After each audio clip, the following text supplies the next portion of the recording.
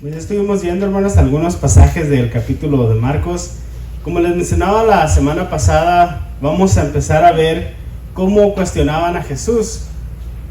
La primera de estos cuestionamientos, si recordamos, era acerca de la autoridad. Con la autoridad de quién haces estas cosas. La semana pasada veíamos acerca de el tributo, a quién deberían o no deberían pagar sus impuestos, y hoy vamos a ver una pregunta muy interesante y muy importante en la cual podemos encontrar doctrina bíblica, y es la pregunta acerca de la resurrección.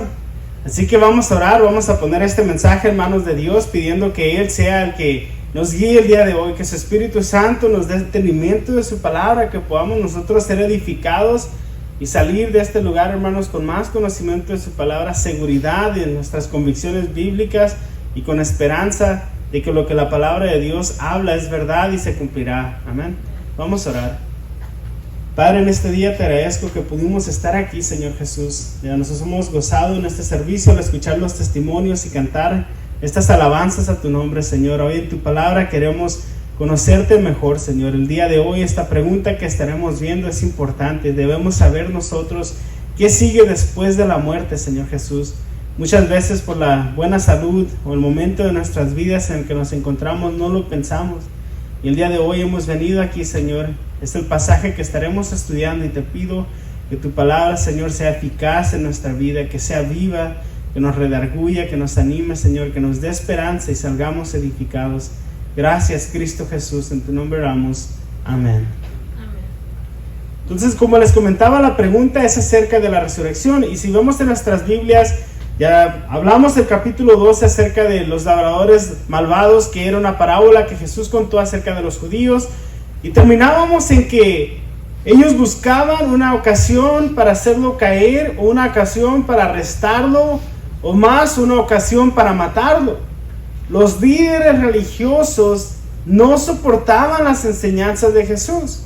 Y recordemos que solamente había dos maneras en las que podían responder a lo que Jesús les enseñaba y a las palabras que Él hablaba.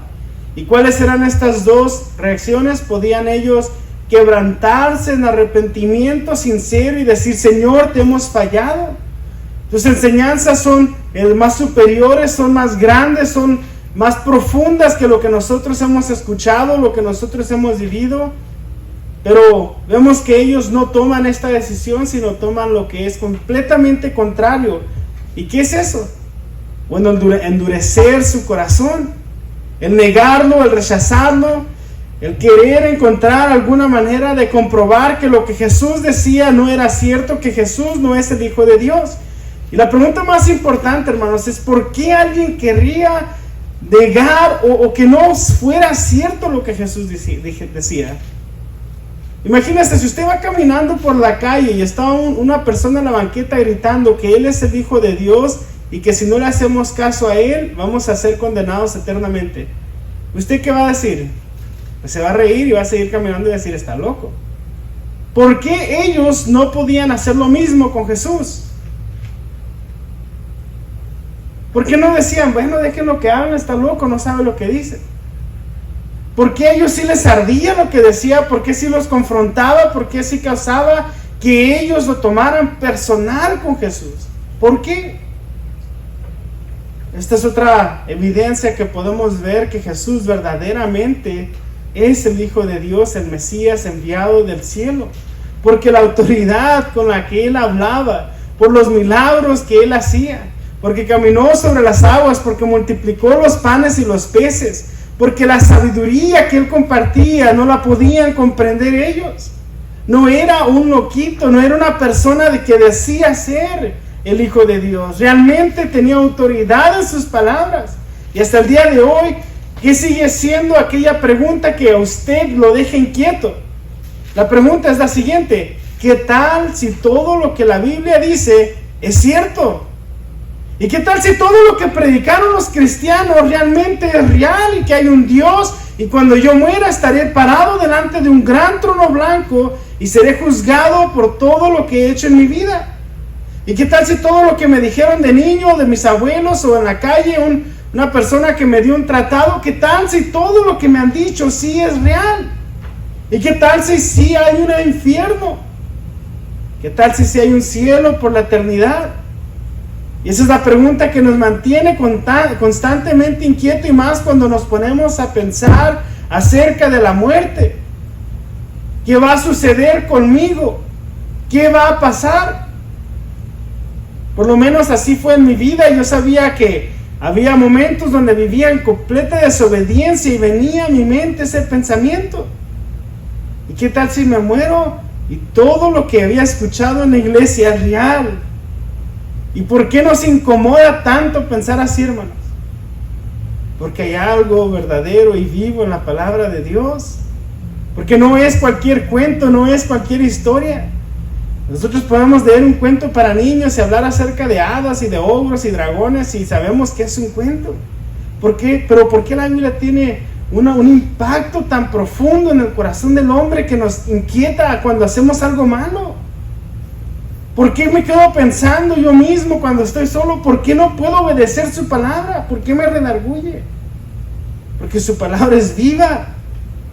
Porque la Biblia, lo que viene aquí es la palabra inspirada por Dios. Dios se ha mostrado al mundo y nos ha enseñado el camino en el que podemos estar con Él por la eternidad. Y por eso la muerte, pensar en qué va a suceder conmigo, con mis familiares, con mis amigos, con mis hijos, con mis padres, con mi pareja, qué va a suceder con Él. Por eso me incomoda tanto, porque yo sé dónde terminaré por la eternidad. Así como veíamos que solamente había dos decisiones para estos líderes religiosos: quebrantarse en arrepentimiento o endurecer su corazón. Y después, ¿qué hacían? Después de que endurecían su corazón, huían. No podían estar ahí, huían delante de Jesús.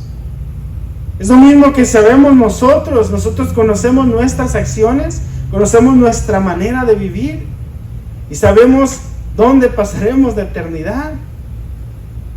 Para aquellos que han creído en Jesucristo como Señor y Salvador, han puesto su fe en que Jesús realmente es el Hijo de Dios, que todo lo que nos dice en los evangelios de su vida, desde su nacimiento, su vida, muerte y resurrección, que ya no está en una tumba sino sentado a la derecha del Padre en el cielo, que Jesús, creyendo en lo que Él hizo, que en la cruz del Calvario Él murió por mis pecados, y que toda su perfección hoy es puesta a mi favor. Aquellos que han creído verdaderamente tienen vida eterna. ¿Y cómo sabemos que he creído? Bueno, porque mi vida ha cambiado, he nacido de nuevo, porque he tomado consejo de su palabra y en agradecimiento por lo que Dios ha hecho por mí. Yo quiero obedecerle, en agradecimiento de que me ha salvado de una condenación eterna. Quiero ser más como Él. No quiero seguir viviendo en desobediencia. Y esa es la pregunta que le traían a Jesús, era acerca de la resurrección. No exactamente de la salvación y cómo evitar la condenación eterna. Más bien era, ¿habrá una resurrección? ¿Será cierto? Sabemos que los hindúes creen en la reencarnación, que depende cómo fuiste aquí en esta tierra. Es lo que ellos le llaman el karma. Que si fuiste buena persona, hiciste buenas obras, tendrás buen karma y vas a reencarnar en esa escalera de la reencarnación en un ser mejor. Pero si aquí fuiste malvado y grosero y no hacías favores y no eras amable, entonces vas a reencarnar en una cucaracha, en una piedra. Ellos sí tienen una teología muy distinta. Algo feo. Entonces ellos dicen que aquí lo que haces en esta vida lo vas a pagar en la que sigue. Eso es el karma. Nosotros no creemos eso. Si fuera cierto eso, hermanos, todos terminaríamos condenados por la eternidad. Como un juez, Jesús es un juez justo. A los criminales no los encierran por una vida de delito, los encierran por una sola cosa que hayan hecho. Toda su vida pudo haber sido una persona buena, pero el día que se robó algo de la tienda o que se pasó un alto, tiene que pagar la infracción de ese alto que se pasó, aunque toda su vida haya sido el mejor chofer del mundo, por ese acto malo. ¿Cuántas infracciones tenemos nosotros ante la palabra de Dios a diario, semanalmente, en el mes, en el año, en nuestras vidas? Por eso nosotros también debíamos haber pagado cuenta y Jesús pagó en la cruz del Calvario. Así que vamos a estar leyendo aquí, hermanos. La parte que vamos a leer habla acerca de unos hombres que se llaman saduceos. De los fariseos ya hemos estado leyendo bastante. ellos eran líderes religiosos, ellos sí creían en la resurrección. Ahora vamos a estar leyendo acerca de los saduceos, y lo que los distinguía a ellos era una creencia muy firme de que después de la muerte no hay nada. ¿Cuántas personas no hemos escuchado que dicen esto? Es un descanso eterno, un sueño donde nunca despiertas, que vas a morir y jamás vas a despertar. Ya lo que hiciste, lo hiciste, y lo que no, que este es el cielo, este es el infierno, las cosas buenas que hiciste es el cielo, y el sufrimiento que aquí experimentamos es el infierno, y vas a morir, y ahí se acabó. ¿Y cuántas personas no cometen un suicidio pensando que ahí se acabaron los problemas, cuando en realidad es el inicio del tormento eterno, tanto para ellos como a los que dejaron aquí, a sus familiares, a sus amigos, a sus conocidos? Vamos a ver lo que dice el versículo 18 y 19, vamos a leerlo. Dice lo siguiente: entonces vinieron a él los saduceos, que dicen que no hay resurrección, y le preguntaron diciendo: Maestro, Moisés nos escribió que si el hermano de alguno muriere y dejara esposa, pero no dejare hijos, que su hermano se case con ella y levante descendencia a su hermano. Primero quiero explicar esta parte. En el Antiguo Testamento, la Biblia nos habla de que cuando el hombre se casaba con la mujer y el hombre fallecía antes de que ella tuviera hijos, de que ellos tuvieran hijos, esa mujer debía casarse con el hermano que le seguía, el más grande en la familia. ¿Por qué? Muchas personas lo ven esto como algo machista, como una manera en la que el hombre puede tener todas las mujeres que... No, eso es completamente lo contrario. De hecho, es Dios protegiendo a la mujer. En los tiempos bíblicos, la mujer se encargaba del hogar, de los quehaceres, de los hijos, de la crianza, de la comida, y el hombre trabajaba, salía todos los días, no a una fábrica, sino al campo, a los animales, a cazar. ¿Y por qué se debía casar con el hermano? Bueno, porque si esa mujer no tenía un hijo que la pudiera proteger, cuidar, dar un hogar, representarla legalmente ante los asuntos civiles de su pueblo, cuidarla, realmente cuidarla, porque antes vivían en los montes, había animales, había diferentes riesgos que estaban expuestas las personas, y el hombre es más fuerte, el hombre tiene sus capacidades que Dios le dio, así como la mujer tiene las suyas. Y si no tenía un hijo que la cuidara, que la protegiera, que la alimentara, entonces ¿cómo le iba a hacer ella para sobrevivir? ¿Quién iba a ir a los campos a trabajar, a andar con los animales, arreándolos, si no tenía un hijo o esposo?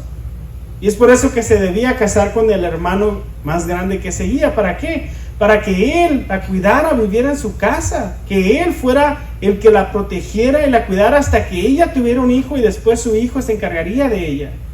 Es por eso que la ley de Moisés establecía esto, no para abusar de la mujer y pasársela de hermano en hermano, sino para que estuviera cuidada siempre.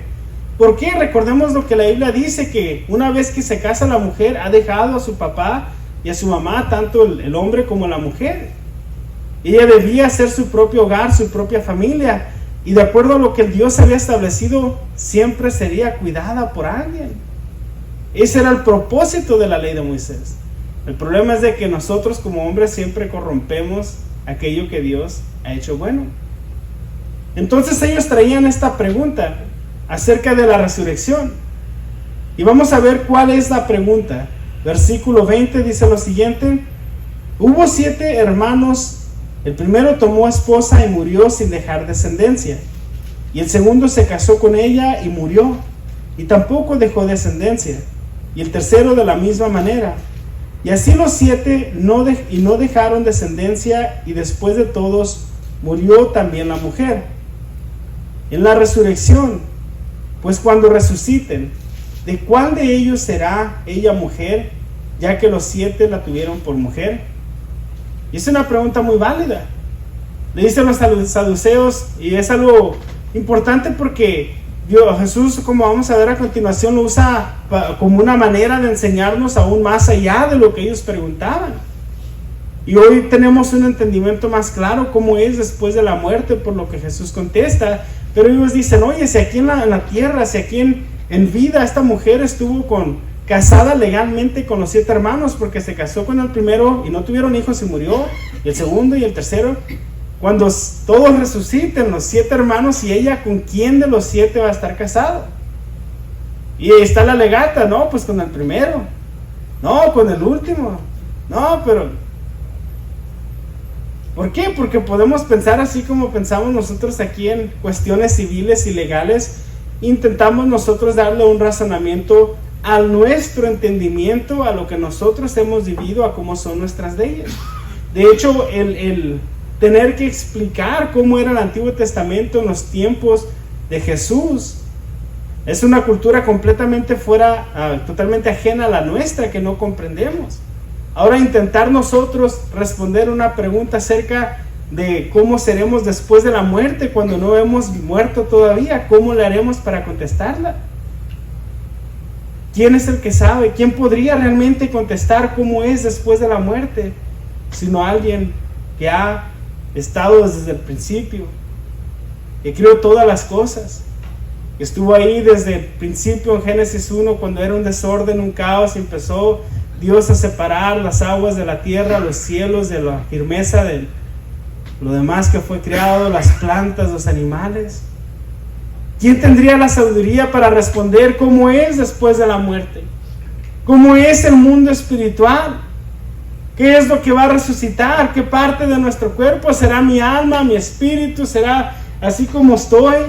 ¿Voy a resucitar como bebé, o a la edad en la que morí, pero si era un anciano paralítico que no podía mirar? ¿Acaso Jesús sería tan cruel como para resucitar a un paralítico sin poder ver? ¿Por qué no lo resucita en una etapa más joven? Son preguntas muy válidas. Pero ¿quién podría contestar esto sino alguien que conoce todas las cosas? Dios encarnado en la persona de Jesús. Y la pregunta que le traen realmente es una pregunta que podemos nosotros tomar enseñanza bíblica y doctrinal. Ellos negaban la resurrección. Y la manera en la que hacen la pregunta es de esta manera: si es que existe la resurrección. Imaginémonos que resucitan. Imaginémonos que va a haber un cielo y están en el paraíso. Porque ellos negaban la existencia de la resurrección, se burlaban de ella. Intentaron ellos aplicarle un concepto terrenal a algo que es espiritual.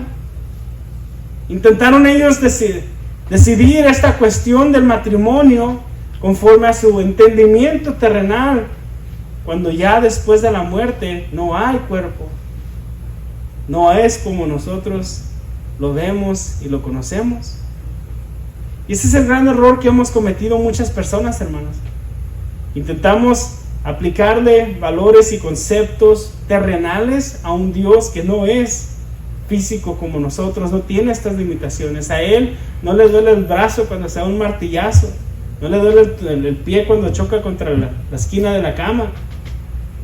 Jesús no es como nosotros, que sus sentimientos un día son de esta manera y otro día quiere condenar a todo el mundo y después se despierta muy buen ánimo y quiere amar a todos. No, Dios no es como nosotros.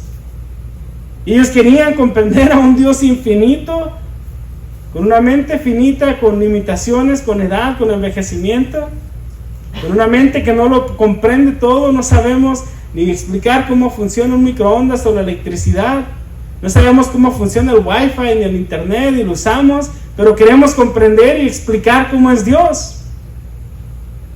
¿Cómo nosotros con nuestras limitaciones poder explicar a un Dios que habita en toda la creación, que es mucho más grande que nosotros en sabiduría, en poder, en soberanía, en todo lo que Él hace? Y es lo que hacían estos saduceos. Entonces, en este mundo, hermanos, natural, la pregunta era: ¿continuará en el mundo, en el espiritual? ¿Continuaremos casados? ¿Continuará las mismas leyes? ¿Continuará de la misma manera? Yo escuché una vez una broma acerca de esto, de que gracias a Dios no, que porque es muy difícil el matrimonio aquí en la tierra, como casarse por la eternidad, pero no creo que Jesús sea por eso que no haya matrimonio en el cielo. Entonces, la razón por la que es importante esta pregunta que hacen los saduceos es porque nosotros hoy tenemos un entendimiento más claro de cómo será la vida después de la muerte. Entonces, la manera en la que Cristo responde a la pregunta que hacen estos saduceos establece una verdad bíblica. Y el día de hoy, cuando salga de este lugar, yo la verdad espero que tenga usted un entendimiento más claro de qué es, cómo es después de la muerte, de acuerdo a lo que Jesús mismo habló en su palabra, acerca de cómo vemos a Dios nosotros. Y muchas veces le ponemos características humanas, limitaciones humanas. Entonces, ellos querían presentar este argumento de una manera muy sofisticada, de una manera que pudieran ver cómo Jesús se encontraba en sus palabras y tal vez no tenían respuesta ante la resurrección, pero Jesucristo lo utiliza, hermanos, para ampliar el conocimiento que tenemos nosotros acerca de cómo es más allá de la muerte y sobre todo confirmar nuestra fe, que nosotros tengamos más esperanza, que estemos más gozosos, que Jesús conoce lo que sucederá después de que usted muera. Si usted va con los testigos de Jehová, le dirán que no hay una resurrección para los malvados, que solamente ellos van a resucitar. Dios no puede ser así, hermanos. Dios dice en su palabra que Él es justo, que no toma por inocente al impío. Y quiere decir que personas como Hitler y los pedófilos y los violadores y los criminales y los asesinos tendrán también su castigo, porque Dios es justo. Entonces la Biblia nos enseña en estos versículos cómo es el mundo después de la muerte. Versículo 20 al 23, lo acabamos de leer, nos habla acerca de la pregunta que le hacen, y vamos a ver cómo Jesús empieza a contestar la pregunta. Versículo 24. Entonces respondió Jesús, les dijo: ¿no erráis por esto? Porque ignoráis las Escrituras y el poder de Dios. La primera cosa que Jesús les está diciendo, les está claramente mostrando que están en un gran error. Y dos errores muy graves que muchos cometemos, y el primero de ellos, ¿cuál es? Ignorar las Escrituras. Les dice Jesús: espérenme, tienen un gran error ustedes. El primer error se encuentra en la palabra, no la conocen. Erráis. Estás en un error. ¿Cuántos vivimos en un error, hermanos? Y empezamos a leer las Escrituras, o empezamos a escuchar una predicación, o venimos a la iglesia y entendemos lo que queremos entender, no lo que la Biblia nos dice, no lo que la palabra de Dios nos está hablando, sino lo que yo quiero que diga a fuerzas. Porque estos hombres veían la ley de Moisés y ellos entendían lo que querían entender, y Jesús les dice: están en un error, están errando, porque no la están abriendo para ver lo que Dios dice, sino que se acercan a la palabra para encontrar lo que ellos quieren entender, las cosas que sí me gustan, y completamente omitir aquellas que no me gustan. Y ese ha sido el problema con el cristianismo todo el tiempo, hermanos, que nosotros decidimos qué cosas sí voy a aplicar hoy, pero todo lo demás no aplica para mí. ¿Por qué? ¿Dónde se marca la pauta de las cosas que se aplican para el creyente el día de hoy, este domingo en el 2021, y cuáles no? ¿Cuáles voy a decidir sí hacer y cumplir? ¿Y cuáles voy a decir, no, es que en su contexto era cultural, eso en su tiempo, eso era para los tiempos de Pablo, eso era para los discípulos? ¿Y cuáles voy a decir todavía son para mí? Hermanos, oremos para que cada vez que leamos las Escrituras tengamos el corazón dispuesto, que su Espíritu Santo nos guíe a toda verdad, porque todos podemos caer en este error. Iglesias completas pueden caer en este error. Tal vez usted o yo en ciertas áreas de nuestra vida estamos en este error y no queremos entender. Y a continuación vamos a ver cómo Jesús le responde: la ignorancia completa de las Escrituras. Y me gusta mucho porque Jesús no deja por fuera la Biblia, no dice hay un conocimiento místico, o hay un conocimiento gnóstico, algo oculto para solamente ciertas personas que alcanzan un nivel. No, la Biblia no es así, hermanos. No es de un conocimiento oculto, no es de tener que hacer ciertos rituales, o no es algo místico, no es algo súper espiritual. Las escrituras, hermanos, todos tienen una Biblia. Su verdad está disponible hoy en día para todos nosotros. El problema es de que llegamos, nos acercamos a Él con ciertas maneras de pensar, puntos que ya queremos nosotros que Dios diga, cuando nos está diciendo totalmente lo contrario. Ahí está el primer error en el que se encontraban, la ignorancia de los saduceos. El segundo, ¿cuál es? El poder de Dios. ¿Y a qué se refiere?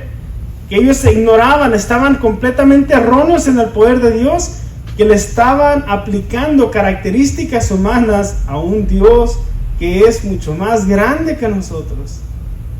Yo estoy triste por esta situación, también sé que Dios está triste por esta situación.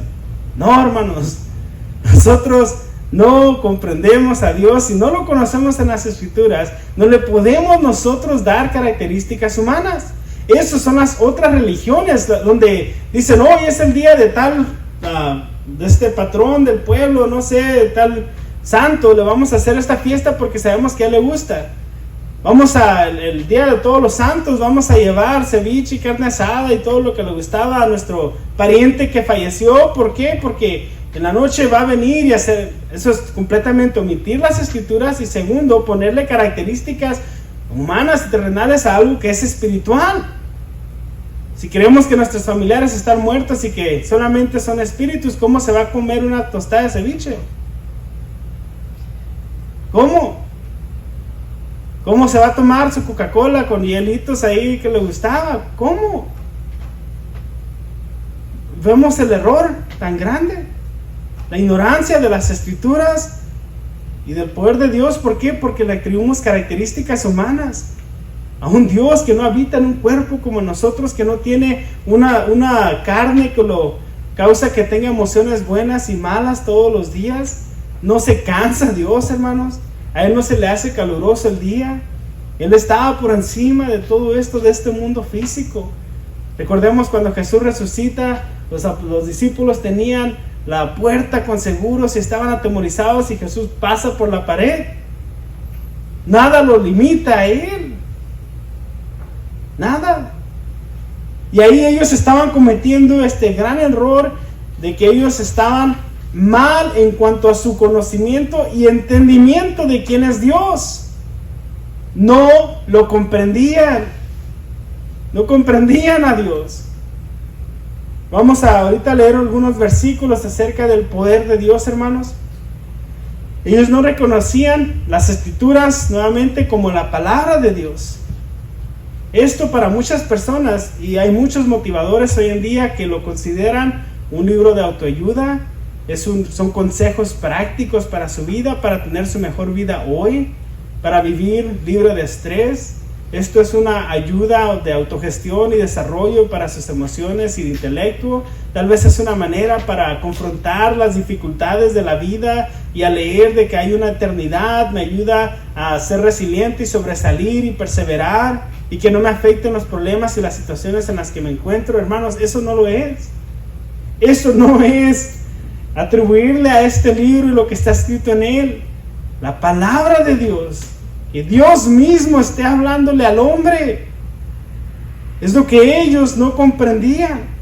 Tenían una perspectiva muy corrompida, hermanos, de lo que Dios hablaba en las Escrituras, y no comprendían quién era Dios. Ahora vamos a leer el versículo 24, donde vemos que tienen el concepto erróneo, están ellos equivocados de las Escrituras, del poder de Dios. Ellos sabían que Dios era todopoderoso, pero no se lo aplicaban en este tema. Decían, sí, Dios es todopoderoso, pero en cuanto a la resurrección, pues todos morimos, y ¿cómo le va a hacer para resucitarnos? ¿Y en qué cuerpo? Versículo 25. Porque cuando resuciten de los muertos, ni se casarán ni se darán en casamiento, sino serán como los ángeles que están en los cielos. La respuesta que Jesús les da no es la que esperaban. Lo que todos pensamos en nuestra mente al empezar a leer este relato es, no, pues ¿con cuál de los 7 hermanos se va a quedar esta mujer? ¿Y con quién va a vivir allá en su mansión celestial? Allá en la Nueva Jerusalén, ¿en cuál de las 7 casas va a vivir ella? Y los hijos, pues ¿cómo le van a hacer si tuvo hijos con los otros hermanos? El padrastro, y va a ser tío y padrastro. Hermanos, todo eso es aplicarle características terrenales a un reino de Dios que es espiritual, que es divino, que es mucho más grande de lo que nosotros podemos comprender. Y la respuesta de Jesús les dice que seremos como los ángeles. Cuando resuciten de los muertos, ni se casarán ni se darán en casamiento. Nuevamente, no seremos ángeles tampoco. Muchas veces tenemos y se escucha mucho que mi angelito que me está ahorita cuidando es mi ángel de la guardia, es el que me está cuidando, guiando, porque se convirtió en un angelito. No, no nos convertimos en angelitos, hermanos. Salmo 132 nos dice que nos crió, Salmo 8, que nos crió un poco mejor que los ángeles. Estamos en un nivel superior a los ángeles. No son angelitos. La razón por la que la Biblia lo menciona es porque los ángeles no habitan en un cuerpo humano, es un cuerpo espiritual. De hecho, no podemos ni decirle cuerpo, son seres espirituales. Y dice Jesús, cuando muramos y la resurrección, ya no habrá casamiento, no hay un registro civil en el cielo. Hay ciertas iglesias como la mormona donde creen que el matrimonio es eterno, pero nosotros no, por lo que Jesús dijo. ¿Cómo ignorar lo que Jesús está diciendo en este momento? Y dicen, la resurrección no habrá casamiento, ya no habrá matrimonio.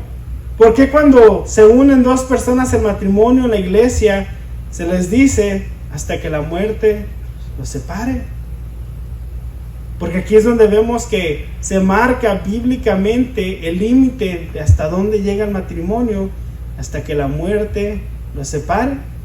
Entonces, ¿para qué sirve el matrimonio? Es para que aquí, hermanos, en la tierra es el núcleo familiar que Dios estableció para bendecir a las naciones.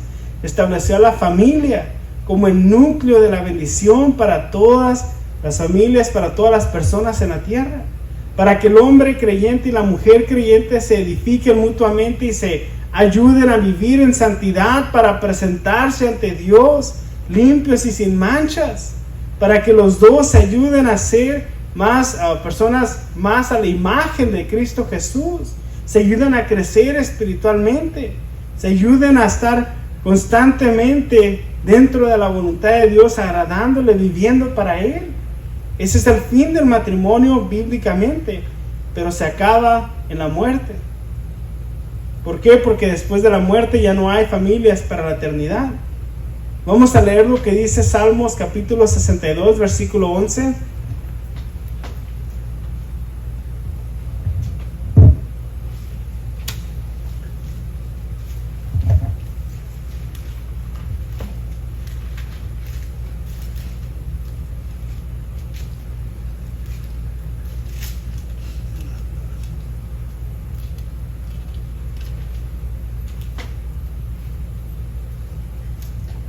Dice lo siguiente: una vez habló Dios, 2 veces he oído esto, que de Dios es el poder. ¿Por qué leo este versículo, hermanos? Porque aquí el salmista está hablando acerca del poder de Dios, de cómo nosotros le damos características humanas, pero dice el salmista, una vez he escuchado acerca de que Dios es poderoso, 2 veces escuché, no, de Dios es el poder. Aquí en la vida, en nuestra tierra, hay personas que nosotros consideramos poderosas, entre comillas, porque tienen influencias o porque hay personas que lo siguen o tienen mucho dinero, mucha autoridad, pero todo aquí se acaba, todo es temporal, hermanos. Todo aquí se acaba. Pero ¿de quién pertenece el poder eterno y para siempre? Solamente de Dios. Vamos a ver lo que dice Romanos capítulo 4.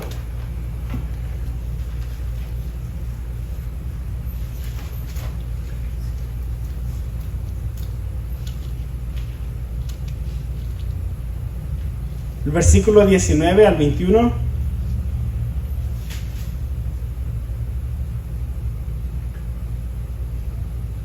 y no se debilitó en la fe al considerar su cuerpo, que estaba ya como muerto, siendo de casi 100 años, o la esterilidad de la matriz de Sara.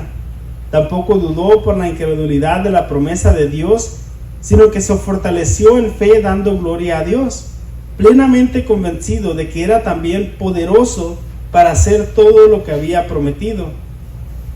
Aquí está hablando acerca de Abraham, de la fe que él tuvo, de que aún siendo de casi 100 años, él estaba convencido de que Dios tenía el poder para cumplir sus promesas. Eso es fe, hermanos, eso es tener esperanza de que si Él lo prometió, si lo dice en su palabra, si me lo asegura, Él también tiene el poder para cumplirlo, para llevarlo a cabo. Entonces, vemos que el mismo que crió y dio vida, hermanos, el mismo que ha estado con nosotros desde el principio, el Salmo 139 nuevamente, desde antes de que nosotros naciéramos, ya nos conocía. El mismo que ha estado con nosotros siempre, también puede perseverar nuestra vida, también puede cuidar de nosotros en toda situación, e incluso después de la muerte. A Él no lo limita la muerte, hermanos. Jesús resucitó de entre los muertos. Él no tiene un límite como nosotros sí lo tenemos. ¿Cuántas veces hemos escuchado, tenido familiares que son personas fuertes y les pega una enfermedad? 2, 3 semanas se terminan flacos, delgados, acabados, amarillos, la cara toda estirada, y decimos, ¿qué te pasó? Si estabas muy fuerte, si eras una persona trabajadora, y no podemos comprender cómo alguien en una serie de días completamente ha cambiado su semblante, porque somos limitados por nuestra humanidad, pero Dios no es limitado por la muerte. A Él nada lo detiene, y la promesa que nos hizo en vida Él la cumplirá aún después de que nosotros dejemos de vivir. Esta es una seguridad que podemos tener al salir de este lugar, hermanos. Usted no le tenga miedo a la muerte. Esté convencido de que lo que la palabra de Dios nos habla es una realidad, y Él la cumplirá, que la muerte no lo detiene. Que la muerte no es como para nosotros, que para a cualquier hombre, sea un niño, sea un joven, un adulto, un anciano. La muerte es terrible y acaba con los sueños, acaba con las metas, acaba con todo lo que esa persona jamás algún día pensó hacer. Pero Dios no es limitado ni por la propia muerte. Vamos a ver otro versículo, Efesios capítulo 1, versículo 19 al 20.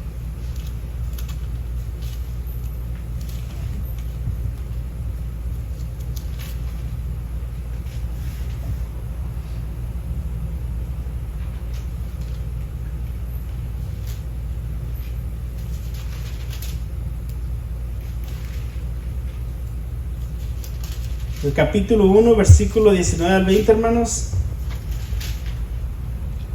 dice lo siguiente: ¿y cuál la superimente grandeza de su poder para con nosotros los que creemos, según la operación del poder de su fuerza, la cual operó en Cristo, resucitándole de los muertos y sentándole a la diestra en los lugares celestiales, sobre todo principado y autoridad y poder y señorío, y sobre todo nombre que se nombra no solo en este siglo, sino también en el venidero, y sometió todas las cosas bajo sus pies, y lo dio por cabeza sobre todas las cosas a la iglesia, la cual es su cuerpo, la plenitud de aquel que todo lo llena en todo.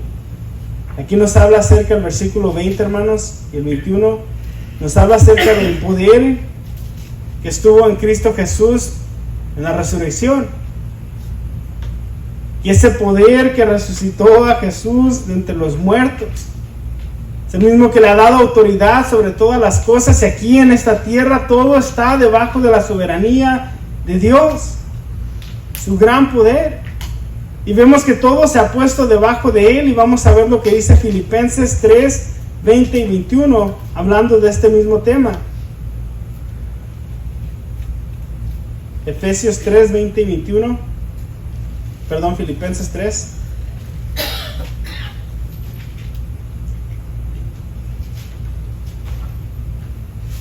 Dice lo siguiente: mas nuestra ciudadanía está en los cielos, de donde también esperamos al Salvador, al Señor Jesucristo, el cual transformará el cuerpo de la humillación nuestra, para que sea semejante al cuerpo de la gloria suya, por el poder con el cual puede también sujetar a sí mismo todas las cosas. Nos deja claramente en esta parte de las Escrituras de que lo que Jesús habla, lo que Él nos dice es una realidad, que ese mismo poder en la resurrección Él nos sigue teniendo y todo está debajo de sus pies y a Él no lo limita la muerte, hermanos. Nosotros no debemos vivir con un miedo. ¿Qué sucederá? ¿Qué va a pasar? Con un pánico. No lo debe angustiar a usted. ¿Qué va a pasar con mi vida? ¿Qué va a pasar con mis familiares, mis hijos, mi esposo, esposa que deje aquí en la tierra, hermanos? Dios tiene el control y a Él no lo limita absolutamente nada. Si nos regresamos al pasaje de Marcos capítulo 12, en la respuesta de Jesús nos dice primeramente en el versículo 25 que no hay casamiento en el cielo, que no hay bodas, no hay una familia celestial en cuanto a como lo conocemos nosotros, que Él es mi hijo, mi primo, mi suegro, cuñado. No está ese parentesco, estamos todos unidos en Cristo.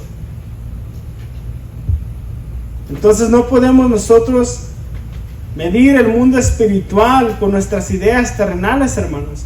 Versículo 26 al 27 para terminar dice lo siguiente: pero respecto a que los muertos resucitan. Recordemos, estas personas no creen en la resurrección en absoluto. ¿Y qué es lo que Jesús les va a demostrar con las escrituras mismas del Antiguo Testamento, la ley de Moisés? Bueno, vamos a ver. Dice: ¿no habéis leído en el libro de Moisés cómo le habló Dios en la zarza diciendo: yo soy el Dios de Abraham, el Dios de Isaac y el Dios de Jacob? Dios no es Dios de muertos, sino Dios de vivos. Así que vosotros mucho erráis. ¿Qué es la respuesta de Jesús? Abraham, Jacob, Isaac, son personajes que se encuentran en el libro de Génesis que vivieron cientos de años antes de Moisés. Cientos de años. Y dice Jesús: ¿recuerdan en el libro de Moisés? Estaba refiriéndose a Éxodo, cuando se presenta ante una zarza que estaba ardiendo y escuchó una voz que le decía: quítate estas sandalias, el lugar que estás pisando es santo. Y cuando Dios se presenta, dice: yo soy el que soy, el Dios de Abraham, el Dios de Isaac, el Dios de Jacob. Y Jesús les está diciendo, no dijo Dios que era el Dios de esos hombres, no dijo que era el Dios de Abraham, era el Dios de Jacob. Les dijo: soy el Dios. Sigue siendo. ¿Por qué? Porque ellos siguen estando con vida, no en sus cuerpos físicos, sino espiritualmente todavía están vivos. Le dicen: recuerden lo que las mismas escrituras dicen, con la misma ley de Moisés que ellos querían atrapar a Jesús. Le dice Jesús: oigan, con las mismas escrituras que ustedes están presentando podemos ver que Dios se presenta como el Dios de vivos, no el Dios de los muertos. Los muertos no pueden adorar, los muertos no pueden levantar las manos, los muertos no pueden presentar sus vidas en sacrificio vivo, los muertos no pueden hacer nada. Dice Jesús: Dios es un Dios de vivo. Y esta es la pregunta: Dios está en todas partes, ¿verdad? Entonces, ¿puedo yo decir correctamente que Dios está en este escritorio? ¿Que Dios está dentro de esa bocina? ¿Que Dios está en esa pared? ¿Que Dios está en ese abanico? Bueno, la Biblia dice que Dios es un Dios de vivos. ¿Dónde habita Dios, hermanos? En nosotros, en aquellos que están vivos. Ahí es donde Dios habita. Su plenitud, sí, se extiende sobre todas las cosas. Todo por Él existe y está en todo, pero no puedo decir: aquí está Dios. Esa es otra doctrina completamente diferente. Es decir, en cada césped del pasto, en cada hojita del pasto está Dios, y cuando rompemos una estamos lastimando a Dios. No, Dios es un Dios de vivos. Y si usted está en Cristo Jesús, usted está vivo. Él habita en usted y habita en mí. Y dice Jesús en las escrituras, vemos cómo aunque murieron esos hombres, siguen siendo fieles a Él. Sigue siendo Él el Dios de ellos porque están vivos. Mi anhelo, hermanos, es que el día de hoy salgamos nosotros alegres, contentos, gozosos de saber que Dios es un Dios de vivos y no un Dios de muertos. No es el Dios de los muertos, no es el Dios de aquellos que ya no existen. Es el Dios de los que están vivos, y los que mueren en Cristo Jesús siguen viviendo por la eternidad. Las mismas escrituras nos los comprueban. ¿Con qué lo comprobó Jesús? Trajo a alguien desde ya de la muerte, trajo a alguien, un espíritu que se les presentara, utilizó las mismas escrituras que ellos utilizaron para hacer esta pregunta. Saciaba para Jesús, hermanos. Era suficiente para Jesús como para presentarlo como un argumento a favor. Y nosotros muchas veces no lo creemos. Entonces la última cosa que Jesús le dice: así que vosotros mucho erráis. Así que ustedes están en un error terrible, un error grande. Cuando nosotros nos acercamos, hermanos, a Él, a las escrituras, con unas nociones ya prefabricadas y sin querer cambiar, no vamos a poder comprender las escrituras, sino que vamos a continuar en nuestro error. Nuevamente pidamos de dirección y que el Espíritu Santo nos guíe a su verdad para poder ser más como Él y ser transformados a su imagen. Que las escrituras sean suficientes para nosotros, que podamos encontrar en ellas sabiduría. Hermanos, lo único que hemos hecho ahorita es leer versículo por versículo, y es tan bonito entenderle. Es tan bonito salir con la comprensión de lo que el pasaje decía. Nos da gozo, aprendemos. Conozco más acerca de lo que sucederá después de que ya en la tierra moramos, hermanos. Todos vamos a morir. Todos vamos a morir. Es una realidad. Nadie escaparemos la muerte física. Pero tenemos nosotros entrada para con el Padre por medio de Cristo Jesús, para vivir con Él por la eternidad. Porque así como Él lo prometió, Él lo cumplirá. Y Dios es un Dios de vivos. Así que seamos conscientes de que esta vida es temporal. El año pasado estaba una pandemia donde no nos congregábamos, no podíamos reunirnos, no podíamos salir. Y ya parece que fue hace tiempo y ya pasó. La mañana andábamos todos apurados para salir, ir a la iglesia y que ya está. Y ya pasó también ese momento. Y así pasará nuestra vida. Y vamos a morir. Estamos listos para estar parados delante de nuestro Padre Celestial, de Jesús, nuestro Señor, para que podamos presentarnos limpios con vestiduras blancas, que nuestro nombre sea hallado en el libro de la vida, habitar con Él por la eternidad, que se abran la entrada al cielo y que se nos diga: bienvenido, buen siervo fiel. Qué gozo, qué alegría para el creyente escuchar esas palabras. No queremos escuchar: apartados de mí, hacedores de maldad, nunca os conocí. Creo que esas serán las palabras más terribles que podamos escuchar en toda nuestra existencia. Hoy es el momento, hermanos. Tomemos consejo de su palabra. El pasaje de hoy está muy bonito en cuanto a aprendizaje bíblico y esperanza para después de la muerte, la importancia de las escrituras en nuestra vida y la manera en la que muchas veces ignoramos el poder de Dios, lo que Él habla en las escrituras. Amén. Vamos a orar. Si gusta ponerse de pie, hermanos.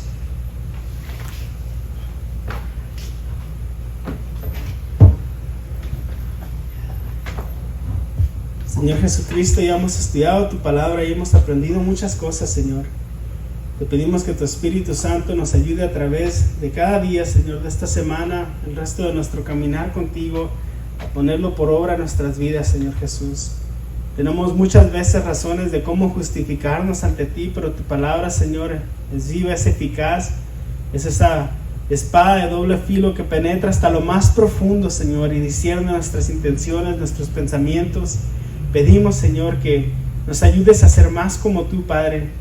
Te pedimos, Señor Jesús, que nos ayudes a reconocer nuestros errores. Estamos nosotros acercándonos a ti con ideas que no son bíblicas, si estamos leyendo tu palabra, Señor, con una mentalidad que no es de acuerdo a lo que tú has establecido, ayúdanos a cambiar, Señor Jesús. Queremos agradarte, queremos ser hombres y mujeres humildes, que nos podamos quebrantar delante de ti, reconocerte, Señor. Queremos que seas tú el que nos enseñes. No queremos endurecer nuestro corazón y alejarnos y huir de ti porque no nos gusta lo que nos hablas, lo que nos dices. Queremos, Señor, estar preparados para ese día en el que muramos, que podamos vivir contigo por la eternidad. Pedimos, Señor Jesús, que la iglesia esté preparada. Muchas veces pensamos que estamos saludables, que somos jóvenes, que tenemos mucho por delante, que no nos vas a llevar todavía. Y esa es una seguridad falsa, Señor. Esta vida es temporal. La Biblia misma nos habla que es como las hojas que en la mañana están, el día se secan y se las lleva el viento, Señor. Así es nuestra vida delante de ti.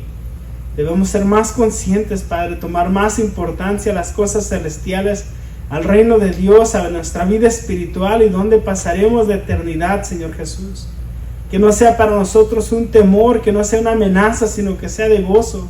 El saber que un día estaremos contigo por la eternidad, que se acabará todo sufrimiento, que ya no habrá más dolor, que tú enjugarás toda lágrima, que estaremos contigo en comunión, en paz, de poder verte cara a cara, Señor Jesús. Te pido que la iglesia tenga esa esperanza, que podamos, Señor, enfocarnos en ti primeramente sobre todas las cosas. Te pido, Señor, que bendigas a la iglesia, que nos ayudes a ser más como tú, y nos humillamos delante de ti el día de hoy, Señor. Te pido que tu paz que está con nosotros en este momento, Señor, que podamos continuar así en esta misma comunión, que podamos continuar leyendo tu palabra, estar en oración, Señor, y habitar cerca de ti día tras día. Esperamos, Señor, que el próximo domingo estemos con nuestra iglesia, con nuestra familia, nuevamente adorándote y aprendiendo más de tu palabra, Señor. Gracias por cada una de las familias que están aquí congregadas, Señor. Te pedimos que las bendigas.